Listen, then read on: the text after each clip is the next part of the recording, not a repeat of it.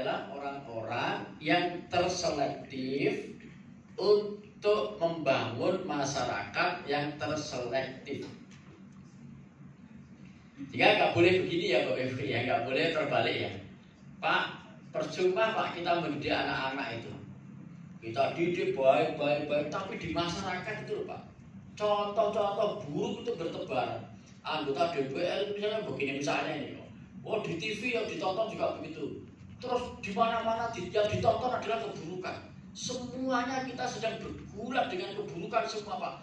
Nggak ada gunanya Pak kita mendidik anak-anak itu dengan baik kalau di dunia luar sana itu keburukan semua. Pikirannya harus dibalik Pak. Lu justru karena di luar itu banyak keburukan itu, maka sekarang kita mendesain supaya anak-anak ini jadi baik. Kalau di sana sudah baik, nggak ada masalah.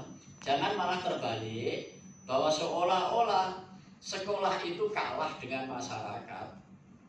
Karena masyarakat itu tidak by design. Sembarang orang bisa jadi masyarakat. Tapi di sekolah nggak sembarang. Dan kita ingin menciptakan masyarakat baru. Masyarakat yang sudah nggak by design, yang nggak dirancang itu, kalau ada keburukan, kita mulai memperbaikinya dari sekolah. Jadi dari sekolah untuk masyarakat, bukan sebaliknya. Masyarakat punya pengaruh dengan sekolah, akhirnya sekolah itu apa kata dari masyarakatnya.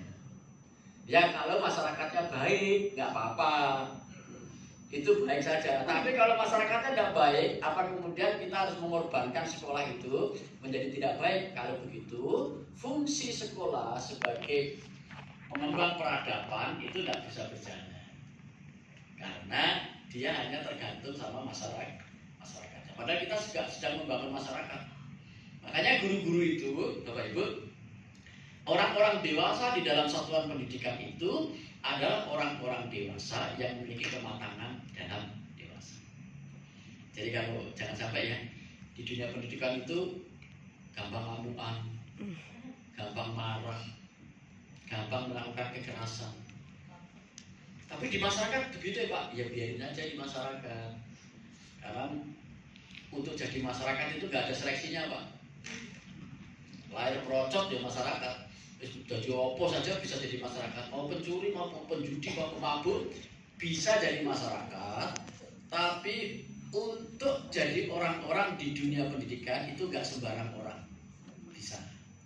Nggak sembarang orang ya. Jadi kalau seandainya di masyarakat itu ada kesalahan, itu bisa dimengerti meskipun tidak bisa dibenarkan. Ya salah-salah tetap. Tapi kalau ada kesalahan di dunia pendidikan, kalau di dalam pendidikan kok guru kok ngamuan, suka mukulin orang, itu sulit dimengerti, apalagi dibenarkan. Ya, jadi kita ingin membangun peradaban dalam dunia apa saja. Bapak Ibu dalam peran apa saja, tugas utama sebenarnya adalah membangun peradaban. Membangun peradaban. Nah, kemudian Bapak Ibu sekalian, ini yang mau kita pegang ya, Bapak Ibu, kita pegang supaya nanti gini, kita ini membentuk organisasi apa saja namanya, apakah KKG macam-macam semuanya. Ini sebenarnya mau menuju ke arah yang paling ujung dalam tujuan pendidikan, yang paling ujung. Saya sebut paling akhir. Nah, akhir itu harus dimulai dari sekarang. Akhir itu harus dimulai dari sekarang. Apa saja? Yang pertama, pendidikan itu bertujuan untuk berkembangnya ya, bukan melemahnya atau mematikannya. Karena kadang-kadang ada perilaku orang dewasa yang kemudian tidak disadari bahwa apa yang dilakukan itu tidak mengembangkan sama sekali, malah melemahkan. Terkadang ada yang mematikannya. Apa ada Pak? Ada Pak. Tindakan orang dewasa yang waktu itu tidak tahu. Jadi misalnya ada nggak sekarang Bapak Ibu kalau masih lihat di sekolah itu kalau ada yang ramai, gurunya gebrak meja. Ada ya Pak ya? Nah yang begitu ini Pak sebenarnya menurut pandangan gurunya itu adalah cara untuk hentikan keramaian. Ya, tapi waktu itu ketika ditanya, saya pernah menjumpai Pak. Saya tanya, Pak, kenapa Bapak kok mukul meja? Itu mereka juga nggak memiliki rasional, Pak. Cuma ya dengan waktu saya dulu sekolah, saya juga diperlakukan begitu. Oh, ternyata warisan. Warisan. Balas dendam. Enggak, mungkin bukan balas dendam. Warisan. Mewarisi. Menirukan apa yang pernah dialami. Iya. Nah, yang begini ini disebut namanya guru tradisional. Maksudnya guru yang meneruskan tradisi. Tapi dia tidak menyadari kenapa dia melakukannya. Sekarang kalau guru yang modern itu misalnya gini, Pak. Ini saya kasih contoh ya, nanti bisa menjadi analog. Kalau ada petani tradisional itu, mbahnya dulu nanam padi, bapaknya nanam padi, dia nanam padi. Maka ditanya, kenapa Pak kok nanam padi? Oh, dulu mbah saya nanam padi. Bapak saya juga nanam padi, dan semua orang di sini yang nanam padi. Oh, itu namanya petani tradisional. Tapi ada petani ditanya, kenapa nanam padi? Gini Pak, saya sudah melihat tingkat keasaman dan basahnya. Tanah di sini itu yang cocok ternyata padi. Saya sudah mencoba menanam cabai, nggak berhasil. Coba ini tadi yang paling menguntungkan dan paling subur itu adalah padi. Nah, itu namanya petani modern. Nanti kalau guru juga begitu, kenapa kok digebrak gitu?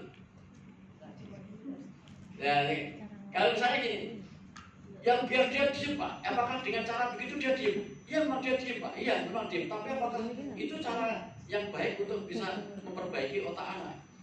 Jadi kalau tidak berarti tidak tahu Pak. Jadi saya contoh gini, bapak saya itu punya TV ya, hitam putih Pak, tahun 80-an Pak. Itu bapak saya tukang kayu, kerja buat kusen gini di Tulungagung. Setelah selama 2 bulan kerja sana pulang itu bawa uang beli TV second Pak. TV second kecil hitam putih, namanya bekas. Itu kalau diputer Pak, nanti sebentar gitu keluar semutnya. Semutnya banyak Pak. Itu bapak saya itu mendekat terus dipukul. Itu baik lagi ya Pak. Terus padahal bapak saya itu nggak tahu, nggak punya pengetahuan untuk memperbaiki TV. Untuk memperbaiki TV nggak tahu. Maksud saya jangan-jangan guru-guru kita itu pukul begitu juga nggak punya pengetahuan. Gitu. Tapi bapak saya berpikir digitukan terus jadi baik kok. Pertanyaan saya, bapak saya itu mukul TV tadi itu sedang memperbaiki TV atau merusak? Merusak. Ternyata setelah begitu Pak, nanti selang berapa jam itu muncul lagi Pak, diganti lagi sama bapaknya pukul. Terus 6 bulan itu digitukan terus Pak, rusak beneran. Berarti kita baru tahu bahwa apa yang dilakukan oleh bapak saya itu sebenarnya tidak sedang memperbaiki TV, tapi sedang merusak TV. Secara perlahan. Karena kalau memperbaiki nggak tahu teorinya. Kenapa kok dipukul? Kalau dia bisa menjelaskan, iya itu kan ada kabel-kabel yang berdor. Nah, misalnya ada yang bisa menjelaskan begitu. Nah ternyata kita harus tahu juga teori otak Pak nanti. Nanti saya akan jelaskan teori otak. Supaya Bapak Ibu jangan salah maunya memperbaiki tambah merusak. Tambah merusak. Kalau itu yang terjadi merusak, berarti kita tidak sedang mengembangkan, tapi kita sebenarnya sedang melemahkan, apalagi mematikannya.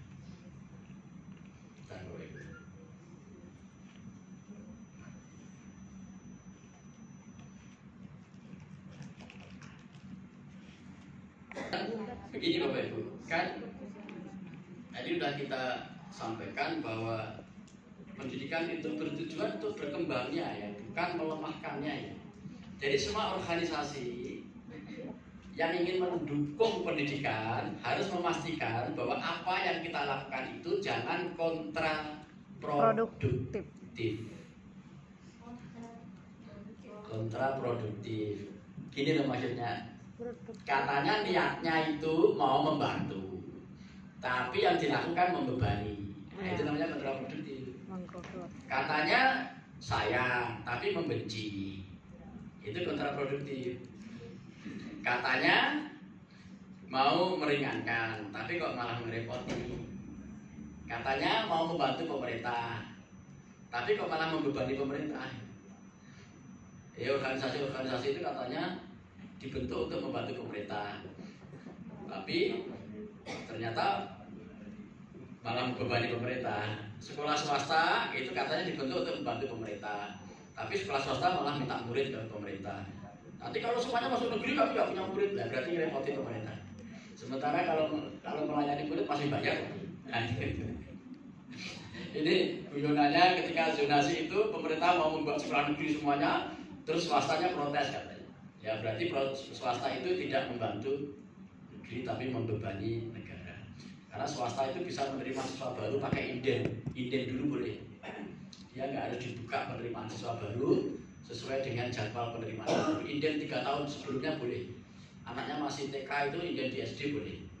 Atau anaknya baru SD inden di SMP juga boleh. Inden namanya ya inden. Kalau di swasta boleh inden. Nanti sisanya yang nggak diterima di swasta itu baru diterima di negeri gitu. Jadi negeri itu jangan nolak kalau bisa sisa-sisanya. Ya karena ini saya mau sampaikan Bapak Ibu, ini yang akan menjadi perhatian kita ya. Kalau Bapak Ibu ingin menjadi bagian dari yang membantu pemerintah, termasuk pemerintah itu pemerintah daerah, yaitu Kabupaten Kutai Timur. Ormit ini harus membantu. Kalau memang ingin mensukseskan atau memajukan pendidikan.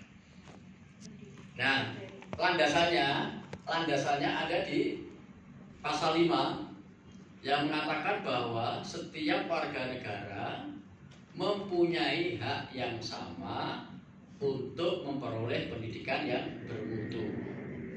Ini maksudnya gini Bapak Ibu, anak usia sekolah jangan sampai ada yang tidak sekolah. Jadi maksud warga negara di sini adalah warga negara anak usia sekolah.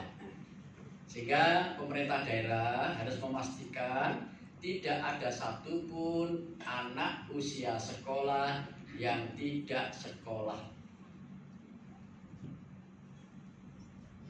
Kemudian yang kedua, ini jadi kewajiban pasal 11 ya.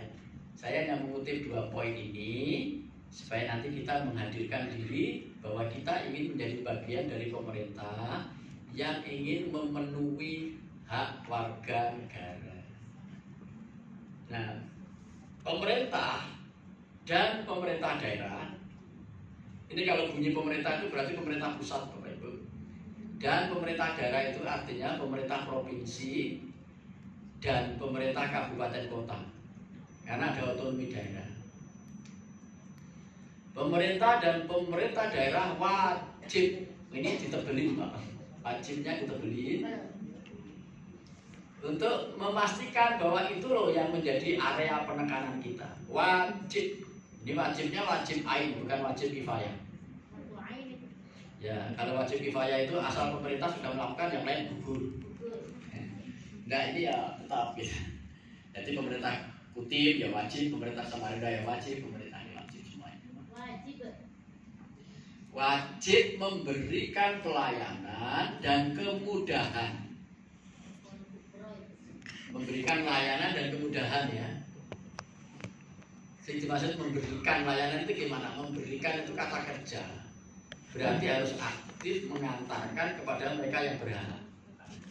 Yang memberikan Pak. Kalau Bapak Ibu memberikan itu berarti mendatangi orang yang berhak kasihnya. Saya memberikan.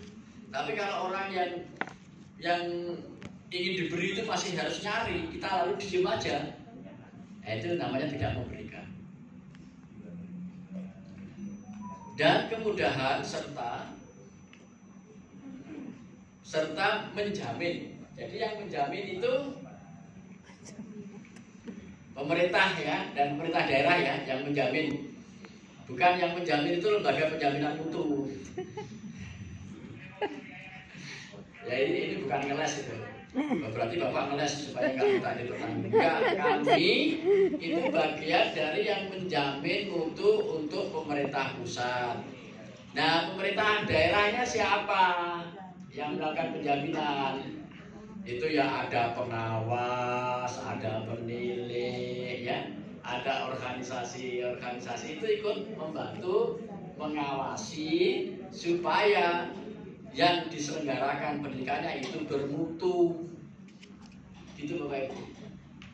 Jadi tugas Bapak Ibu itu ya ngawasi, ya ngasih masukan gitu, bukan ngawasi untuk nyalah-nyalahkan saja, bukan. Karena kalau bisa melakukan pencegahan, karena mengobati itu jauh lebih membekas lukanya, ya. Maka lebih baik mencegah supaya tidak terjadi luka, supaya tidak terjadi pelanggaran, supaya tidak terjadi kekerasan di sekolah itu. Jadi menjamin terselenggaranya pendidikan yang bermutu bagi setiap warga negara tanpa diskriminasi. Jadi diskriminasi itu gimana sih sebenarnya gitu?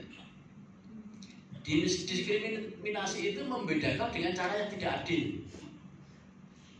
Membedakan dengan cara yang tidak adil. Memperlakukan dengan cara yang tidak adil itu sama seperti kalau kita sedang membelah bambu.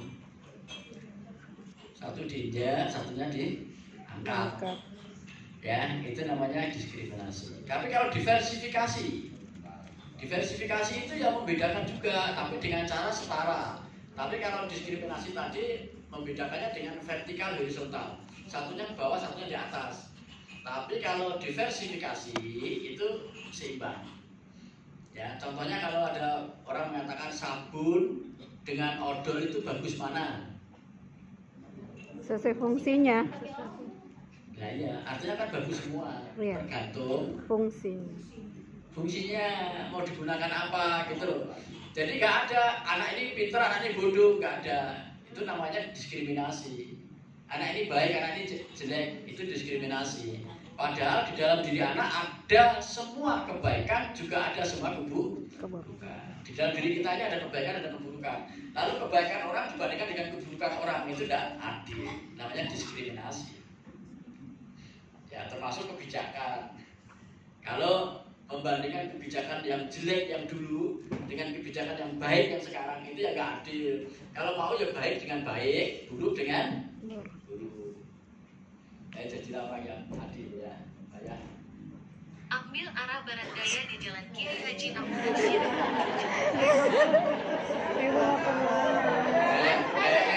Kayaknya sudah janjian.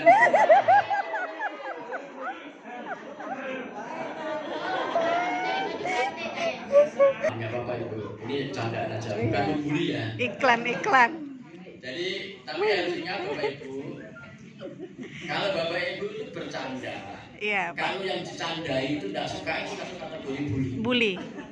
Betul. Misalnya Bapak Ibu bilang, "Wih, cantik, mau kemana?" Jadi Pak cantik bener orang itu sebenarnya. Ya, kan cewek. Tapi kalau orangnya nggak nyaman, tapi orangnya kalau senang menyelesaikan nggak apa-apa Pak. Teruskan aja, itu menyenangkan hati orang lain. Tapi kalau orangnya kok merasa nggak suka, jangan diteruskan Pak. Betul. Jangan diteruskan ya. Itu masuk kategori bullying gitu. Itu bisa dimasukkan kalau orangnya nggak nyaman, bisa dilaporkan. Jadi hati-hati ya, mencandain orang. Sama dengan saya Pak, dibilang orang itu jangan apa namanya dulu.